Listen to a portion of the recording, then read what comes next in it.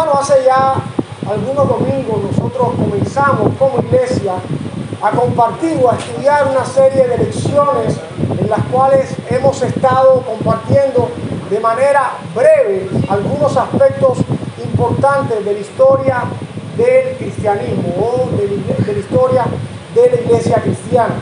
En el día de hoy vamos a estar viendo, hermanos, cuáles fueron las fuerzas precursoras de la Reforma Protestante. Hoy vamos a estar hablando acerca de las fuerzas precursoras de la Reforma Protestante. No vamos a estar hablando de la Reforma, sino vamos a estar dando introducción a este periodo histórico.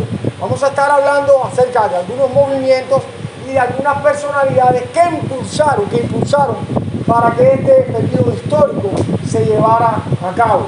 Hermano, es muy importante que nosotros podamos tener en cuenta, y creo que nosotros como iglesia tenemos esto muy claro, y es que nada de lo que acontece en la historia de la humanidad, nada de lo que ha acontecido y nada de lo que acontece hoy en día viene por casualidad. Todas las cosas que han sucedido hasta el día de hoy, hermano, incluyendo la historia del cristianismo, todos estos eventos no surgieron de la nada, sino que hay situaciones que generaron cambios, hay eventos y personas que propiciaron estos cambios.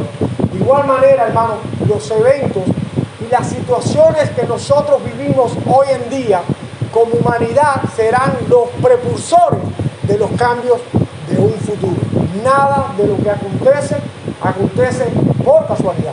Todo acontece, hermano, porque así Dios lo ha establecido.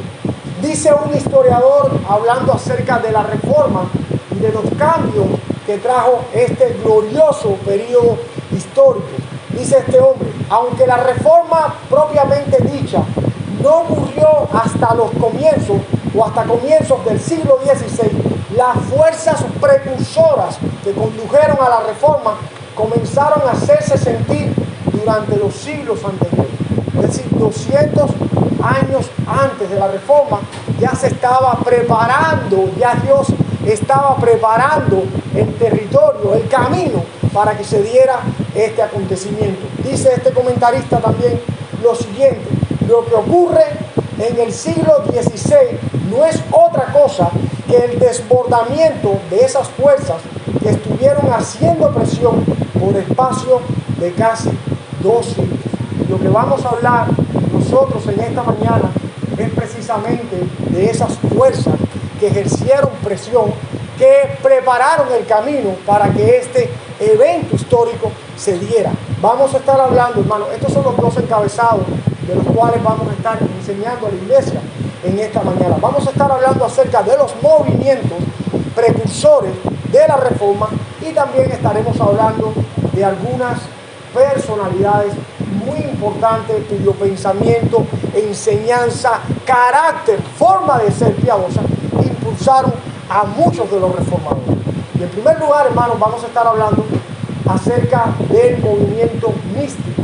Este fue uno de los movimientos que más impulsó o que más influencia tuvo en la vida de los reformadores. Los místicos o el misticismo, como se le llamaba a estas personas. Pero antes de hablar, amados hermanos, con respecto a este movimiento, nosotros tenemos que hablar un poco acerca de cómo era la forma de pensar de la iglesia y de las personas en el periodo medieval. Recuerden que nosotros tenemos que mencionar el periodo medieval porque créanme que muchas de las enseñanzas de estas personas tenían que ver con las terribles enseñanzas que se impartieron en este periodo histórico, y Reinier en la clase pasada habló bastante acerca de este periodo conocido como el periodo de la Edad Media, un periodo de mucha oscuridad dentro del cristianismo, hermano. Pero, como podemos ver, no todo fue oscuridad, porque hubo hombres de Dios que, a pesar de la oscuridad, de las malas enseñanzas de su tiempo, tuvieron muchísima claridad en las cosas espirituales. Hubo un concepto que en el periodo medieval, a comienzos del periodo medieval, se sentó como enseñanza en la iglesia, y es el concepto de que fuera de la iglesia no hay salvación. Esto nació con Cipriano en el siglo III y se había consolidado firmemente en la estructura de la iglesia medieval. Ahora le quiero hacer a ustedes una pregunta, hermano, y quiero que me respondan con toda sinceridad. Evidentemente, me van a responder con sinceridad. Ahora, si me dicen que sí, yo quiero que usted explique por qué sí. Y si me dicen que no, yo quiero que usted explique por qué no. Se planteó a principios de este periodo histórico llamado la Edad Media, que fuera de la iglesia, escuchen, fuera de la iglesia no hay salvación. Esto nació con Cipriano y se sentó como una doctrina de la iglesia. Después estas cosas cambiaron muchísimo y vamos a ver cuáles fueron los cambios. Pero esto se sentó como base. Ahora yo le quiero preguntar a ustedes, ¿es esto cierto o es falso? Fuera de la iglesia hay salvación, ¿sí o no? Fuera de la iglesia hay salvación. ¿Por qué?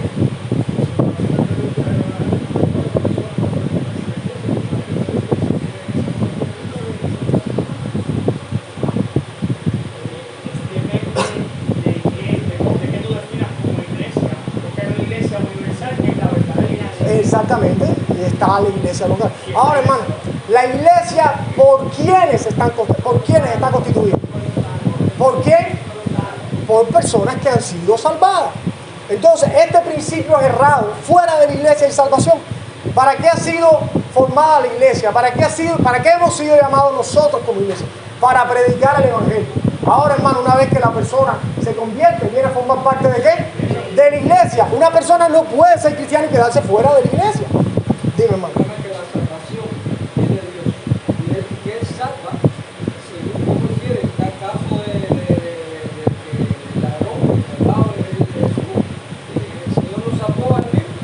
Pero una vez que la persona ha sido regenerada, es parte de la iglesia universal, amado hermano. ¿Entiende? Lo que dijo este hombre no fue un disparate. Fuera de la iglesia no hay salvación. Es que la iglesia está constituida por hombres y mujeres que han sido redimidos. ¿Dónde vino el problema? En las enseñanzas de la iglesia en el periodo medieval. ¿Por qué? Porque ellos decían, fuera de la iglesia no hay salvación, pero ellos tienen que cumplir con los ritos de la iglesia, las ceremonias de la iglesia y los sacramentos de la iglesia. Es decir, para que una persona sea salva, tiene que ser parte de la iglesia, pero tiene que tener buenas obras, tiene que ser una persona que cree y tiene que ser una persona que cumpla con todas las tradiciones que ha establecido la iglesia. Ahora yo le pregunto a ustedes, ¿es esto correcto, sí o no? ¿Es correcto, sí o no? Usted para ser salvo tiene que generar buenas obras. Escuchen, hermano, la persona regenerada hace buenas obras, pero las buenas obras no salvan a nadie. De esto vamos a hablar ahora, un poco más adelante. Sin embargo, hermano, durante el siglo XVI, escuchen, esto era lo que enseñaba la iglesia. Usted tiene que ser parte de la iglesia, pero si cumple con los dogmas de la iglesia, si cumple con la ceremonia, si cumple con los ritos, si tú cumples con todas las tradiciones, entonces es que tú puedes ser declarado salvo. Mientras tú no hagas estas cosas, tú no eres una persona salvada. Y esto, hermano, sí está mal. En el siglo XVI o principios del siglo XVI, finales del siglo XV, surgió un movimiento llamado el movimiento del misticismo. Y este comenzó a negar abiertamente, escuche esto, hermano, que el único camino hacia Dios era el de la iglesia o lo que la iglesia había establecido como norma para que la persona se salvara. Recuerden, hermano, que en el periodo medieval la persona que era salva era aquella persona que el clérigo declaraba como, declaraba salva. Ustedes saben lo que eran las indulgencias, más adelante vamos a hablar de eso. Usted tenía que pagar para llevar a su muerto al cielo. Si no pagaba, no iba al cielo, no lo sacaba del purgatorio. Era esa paga la que hacía que la persona, decían los católicos, en aquel entonces la iglesia católica, apostólica y romana, era esa paga la que hacía que la persona fuera declarada salva o no, y otras muchas cosas. Esta era una corriente religiosa, hermanos, que enfatizaba la experiencia personal y directa de Dios por encima de los rituales, los sacramentos administrados por la Iglesia Católica Apostólica Romana en aquel entonces. Sus características principales eran las siguientes. Esto era lo que enseñaban los místicos. Los místicos ponían un énfasis marcado en el conocimiento directo de la persona de la presencia de Dios. Ellos decían, el creyente puede llegar a conocer a Dios. Dios no es un concepto teológico abstracto, sino que Dios es una persona con la cual el creyente puede tener una relación personal. Eso lo enseñaban los místicos. Los místicos enseñaban que las buenas obras, escuchen, las buenas obras no justifican a la persona. Ellos decían, nadie puede hacer obras con el propósito de ganar el favor de Dios. De hecho, la persona genera o la persona hace buenas obras porque esa persona ya ha sido justificada. Si una persona no ha sido justificada, la persona no puede hacer nada para acercarse, para ganar la salvación. Hermanos, ¿están entendiendo hasta acá lo que se está enseñando? Otra enseñanza de los místicos era que también el corazón puro, escuchen, el corazón regenerado es el verdadero trono de Dios y no la silla papal, no la silla donde se sentaba el máximo representante de Dios en la tierra en aquel entonces en la iglesia. Ellos decían, lo que Dios busca es un corazón regenerado. Y una vez que Dios ha regenerado, una vez que Dios ha cambiado a la persona, ese corazón es el trono de Dios. ¿Por qué abogaban estas personas? Estas personas enfatizaban, hermanos, la vida piadosa y enfatizaban también que lo que Dios andaba buscando y lo que Dios quería no era una iglesia ritualista, sino una iglesia que fuese pura e íntegra. En pocas palabras, hermanos, lo que esta gente decían es que la persona, el creyente, debe ser alguien íntegro, que manifiesta afuera lo que realmente tiene en su interior. Una persona cuyo cambio espiritual nació en su interior y se está manifestando afuera. No una persona que hacía obra y que no sintiera lo que estaba haciendo. Ellos hacían énfasis en unión con Dios, en la experiencia sobrenatural y también en el conocimiento interior de la persona. Ellos decían que la persona, hermano, ellos promovían la idea de que se podía conocer a Dios a través de la meditación en la palabra de Dios y también en la oración personal. Toda persona puede tener comunión con Dios, toda persona puede conocer a Dios, toda persona debe meditar en la palabra de Dios. Y eso, decían ellos, una vez que hemos sido, evidentemente, regenerados por Dios, es lo que nos acerca al Señor, lo que nos ayuda a conocer al Señor. Ahora, ¿cómo preparó el misticismo el camino para la reforma, hermano? El misticismo actuó como un ablandador, dice un comentarista, actuó como un ablandador del terreno espiritual de varias maneras clave. Estas personas desplazaron el énfasis de lo externo a lo interno, como ya dijimos anteriormente. El misticismo enseñaba que lo importante era la transformación interior del corazón.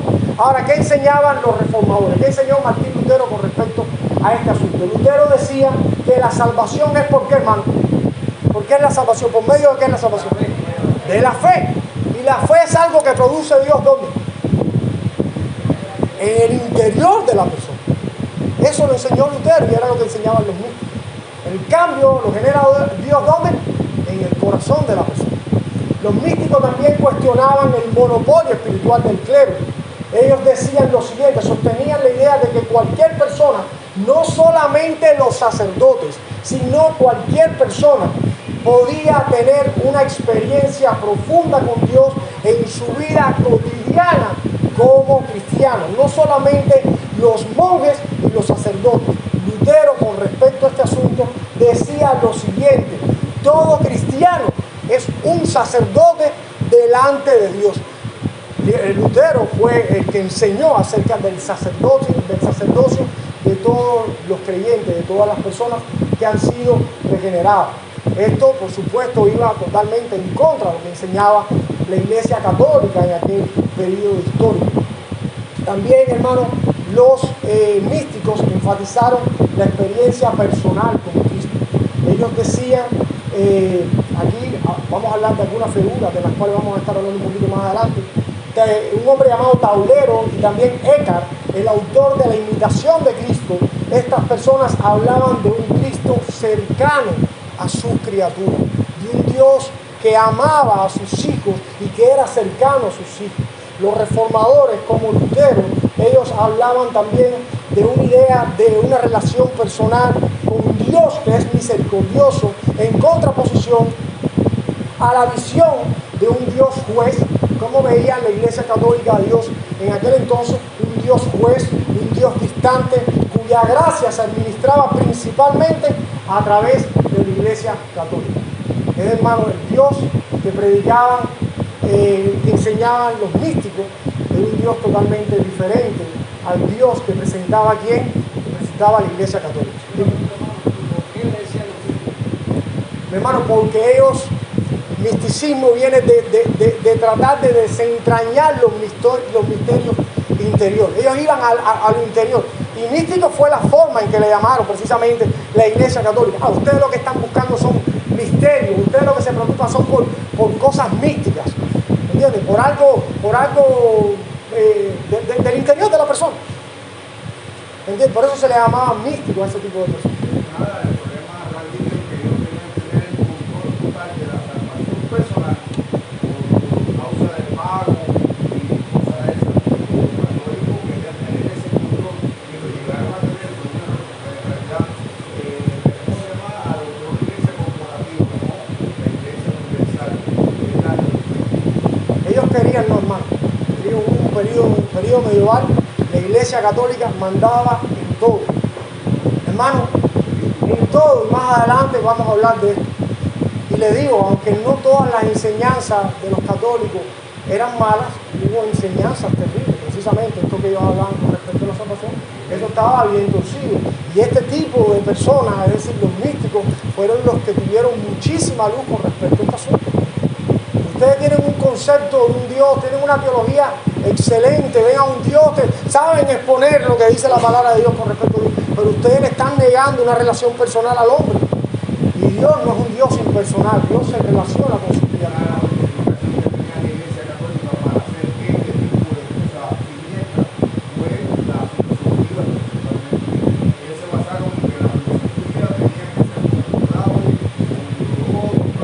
Después vamos a hablar un poquitico de eso. Ahora, hermano, la conexión directa de Lutero con los místicos, vamos a estar hablando de qué conexión había entre Lutero, y no solamente Lutero. Hermano, recuerde que Lutero, ahorita hablamos, el hermano y yo, Lutero fue el hombre que tuvo la valentía de hacer lo que otros hombres no se atrevieron a hacer.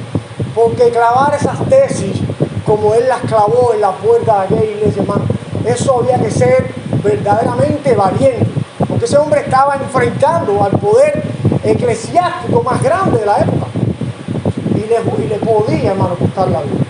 Todos estos hombres planteaban estas cosas, algunos con más ímpetu que otros, unos lo hacían de una forma más abierta, pero Lutero fue el que tuvo la valentía. Pero una vez que Lutero hizo esto, ustedes se van a dar cuenta que muchos dijeron, eso lo van a estudiar en la próxima clase, muchos dijeron, no es que nosotros estamos de acuerdo con esto. Los místicos plantearon estas cosas, prepararon el camino, pero Lutero se atrevió a hacer muchas cosas que esta gente no se atrevía a hacer. Ahora, ¿qué vínculo tuvo Martín Lutero con los místicos? Martín Lutero, hermano, no solo estuvo influenciado indirectamente y directamente por esta atmósfera, sino que este fue un hombre que leyó y admiró especialmente a estos hombres llamados como los místicos. Martín Lutero era un hombre que conocía bien los sermones de Taulero, un excelentísimo predicador. Este hombre es un excelente predicador. Y dice, y elogiaba también los sermones de este hombre. En el año 1516, justo un año antes de publicar sus 95 tesis, Lutero editó y publicó un libro anónimo del misticismo alemán llamado Teología Germánica, que contenía ideas muy similares a las que él creía en aquel entonces, por supuesto, y las que planteaban los místicos. En resumen, hermano, el misticismo fue un movimiento que cambió la mentalidad religiosa de la gente, haciendo, hermano, que ellos valoraran más la fe que Dios producía en el interior de la persona que las ceremonias y los rituales de la Iglesia católica. Hubo grupos de místicos bien importantes en aquel entonces. En Alemania hubo un grupo llamado los Amigos de Dios, compuesto de sacerdotes, monjas, laicos, que vivían vidas piadosas y enseñaban muchas de estas cosas. Y también había otro grupo llamado los Hermanos de la Vida Común. Y el pensamiento místico ejerció una influencia indirecta también en la vida de los reformadores. Ahora, ¿cuáles fueron las figuras claves de este movimiento del misticismo que influyeron en la reforma? Vamos a hablar ahora, hermanos, acerca de algunas de estas figuras. En primer lugar, vamos a hablar de un maestro llamado Eckhart, un hombre que vivió del año 1260 al año 1328. Este hombre enseñaba acerca de la chispa divina en el alma de cada persona. Y fue condenado, hermano, por la iglesia, por sus ideas de que el hombre, por plantear de que el hombre podía tener acceso directo a Dios sin tener que pedirle permiso al clérigo de la iglesia, al papa, a estas personas que eran líderes eclesiásticos. También hubo un hombre llamado Juan Tauler. Este hombre vivió en el año 1300 a 1361 y fue un predicador muy popular que enfatizaba la experiencia de Dios en el corazón humano, y sus sermones eran leídos y admirados también por muchos reformadores. Hermano, quiero aclarar algo. Los místicos, el misticismo tenía muy buenas enseñanzas, pero tenían cosas que no estaban del todo correctas.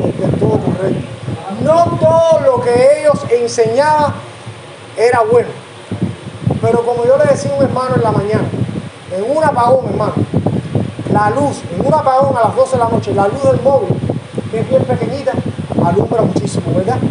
En el periodo en que estas personas comenzaron a enseñar las cosas que enseñaron, las cosas que ellos predicaban, hermano, estas personas tenían mucha luz para un periodo de tanta oscuridad teológica y de tanto desastre espiritual.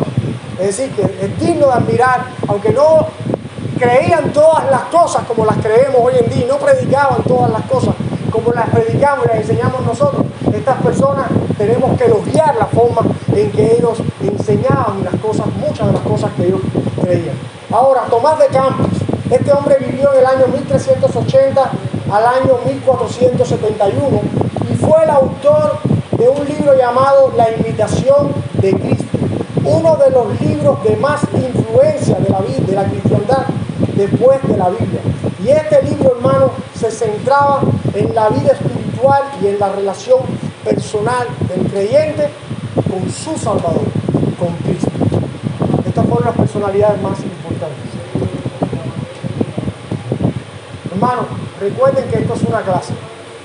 Aquí podemos debatir, podemos hacer preguntas, y hasta donde yo sé, les voy a responder. Lo que no sepa, pues les voy a decir, no sé. Pero se puede comentar, si alguien quiere añadir algo a lo que se está enseñando, pues levanta la mano. Este es el momento para hacerlo. ¿Ok? El segundo movimiento, hermano, que ejerció una influencia muy positiva y muy grande fue el periodo del Renacimiento. Esto influenció muchísimo en el movimiento de la Reforma Protestante. Ahora, hermano, le pregunto a ustedes, porque yo creo que del Renacimiento se ha hablado muchísimo en todas partes. ¿Qué fue el Renacimiento? ¿Qué fue el Renacimiento? Bueno, desde el punto de vista, se plantea que fue un renacer del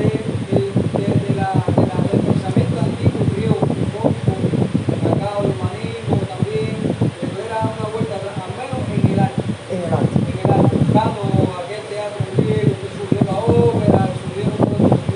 Para el mundo cultural, hermano, cuando se nos habla del Renacimiento, lo que a las personas le viene a la mente, y realmente fue precisamente, fue un renacer en la libertad intelectual, también en el genio creador y también en la expresión artística. Hermanos, en el periodo del Renacimiento, las artes avanzaron muchísimo. Hablo de la pintura, la música, la literatura, la ciencia, las bases económicas de la sociedad en aquel entonces, que también se aplican en nuestros días. Y también, hermanos, la estructura de la sociedad, la forma en que ellos concebían los países, reinos, estados, y también la organización, como dijimos, de los estados, de los países. Durante el Renacimiento hubo un avivamiento intelectual poderosísimo. La literatura creció como nunca antes había crecido. La arquitectura, se hicieron obras. Bueno, yo descargué muchísimas láminas, pero con el asunto de los apagones no pude poner muchas diapositivas. La literatura, la arquitectura, la escultura, amado hermano, también la pintura y la investigación científica. Y evidentemente con la investigación científica vino también la invención. Mientras más el hombre investigaba, pues más inventaba. Todos estos cambios en ese periodo histórico conocido como el Renacimiento. Ahora, hermano,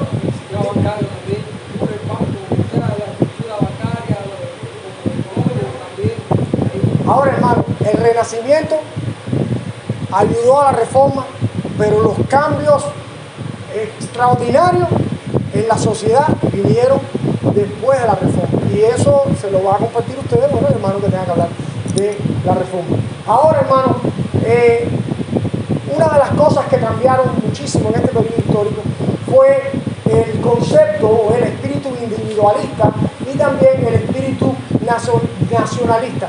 Y esto fue lo que más impulsó a la iglesia a la Reforma, es decir, el espíritu individualista y también el nacionalismo. Ahora, hermano, ¿qué cosa es el crecimiento de este espíritu individualista? Y nuevamente, para poder explicar esto, nosotros tenemos que ir al tiempo de la edad medieval o del periodo del medioevo, hermano. En la Edad Media, este periodo se caracterizó por la pérdida del individualismo. Y ahora voy a explicar en qué consiste esta pérdida del individualismo. Hermano, todo el sistema de pensamiento que predominó durante la Edad Media, inclusive el de la iglesia, era establecido ¿por quién? ¿Por quién? Por la iglesia, hermano.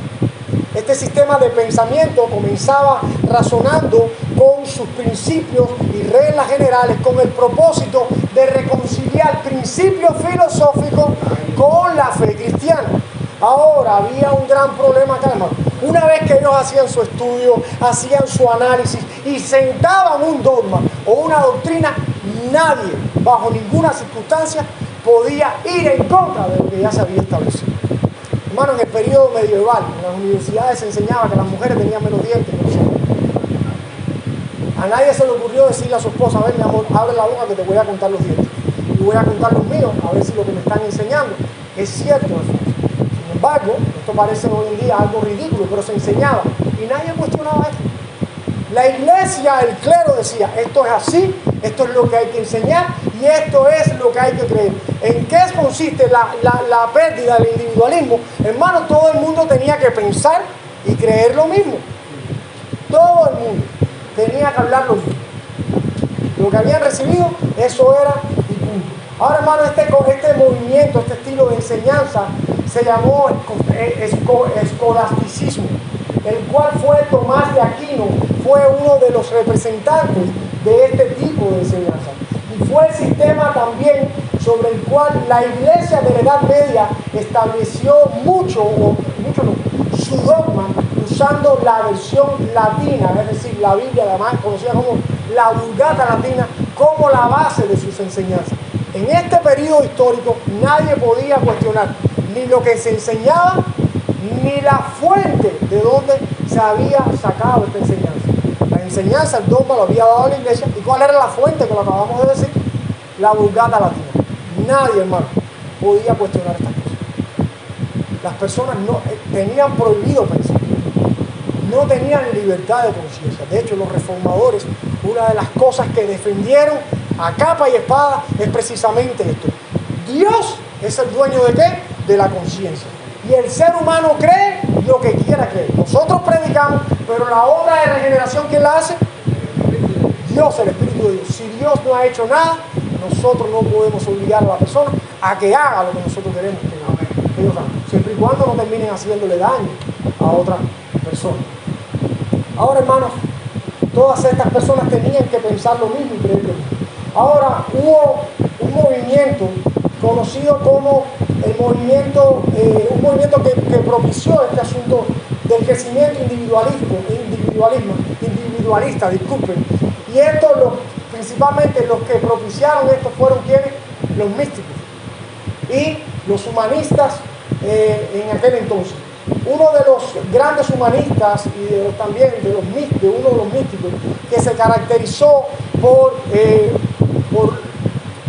hacer que hubiese un crecimiento individualista fue un hombre llamado Laurentino Valla. ¿En qué consistía este movimiento que propiciaba el individualismo? Voy a explicarlo de manera breve. Fueron personas que se levantaron para estudiar todas esas cosas que se habían enseñado y para ver si había o no errores.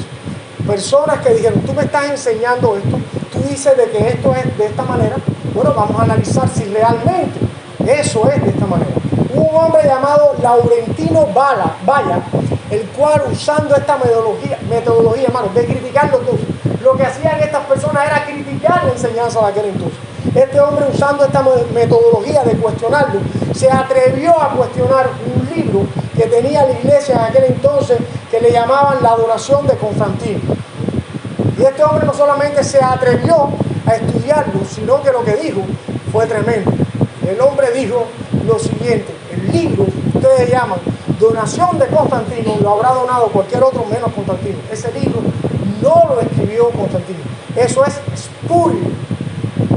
Ese hombre se atrevió a decir a uno de los libros sagrados de la Iglesia Católica, Apostólica y Romana de aquel tiempo, que ese libro era una porquería. Ustedes se pueden imaginar el problemón en que se metió este hombre. Pero Erasmo de Rotterdam, un gran humanista, también un gran místico, este hombre, como decimos nosotros, un buen cubano, se pasó 14 cuadras más para allá. Porque este hombre no criticó este libro de la donación de Constantino, sino que este hombre atacó la base de la cual se habían extraído todas las enseñanzas eclesiásticas. ¿Y cuál era esa base, hermano? La Vulgata Latina. Ese hombre hizo un estudio concienzudo y fuerte de los originales que ellos tenían en aquel entonces y llegó a la conclusión de que la Vulgata Latina tenía errores de traducción y que habían cosas que no estaban del todo correctas. Si este hombre llamado Laurentino Valla se metió en un problemón por cuestionar este libro titulado La Donación de Constantino, usted se puede imaginar en el problemón que se metió este hombre llamado Erasmo de Rotterdam. Hermanos, este hombre dijo que este libro tenía traducciones equivocadas. Ahora, hermanos, la obra literaria de Erasmo tuvo un gran impacto y fue muy grande para el desarrollo del pensamiento de la iglesia de los reformadores. Su obra maestra, escuchen, porque este hombre fue bastante atrevido en lo que planteaba y en lo que escribía. Su obra maestra se llamó Elogio de la Locura. Y este libro era una sátira, una burla muy inteligente. Que este hombre, inteligente, dice el historiador, inteligente y mordaz, que este hombre hacía acerca de las instituciones medievales, inclusive de la iglesia. Ese hombre se burlaba de la iglesia católica, apostólica y romana de aquel entonces. Hermano, este hombre era católico. Y le voy a decir más, ustedes se van a impactar ahorita con lo que vamos a enseñar acá. Este hombre nunca abandonó el catolicismo. Pero sí criticaban las cosas que estaban muy mal dentro del catolicismo. En esta obra él se burlaba de algunas de las prácticas populares de la iglesia, como los peregrinajes y también el carácter superficial de los monjes en aquel entonces. Este hombre, hermano, hizo una contribución muy significativa al movimiento de la Reforma, pues este hombre fue una persona que tradujo el Nuevo Testamento, tomó los textos originales que tenía en aquel entonces el griego e hizo otra traducción de este texto al Nuevo Testamento. Y este texto que él escribió en aquel entonces fue el texto que usaron muchos de los reformadores para predicar y enseñar, y de donde hicieron muchas de su traducción, especialmente lo que hizo Lutero con su traducción al alemán. ¿De dónde tomó el libro para hacer esta traducción? De los escritos de Erasmo de Rotterdam.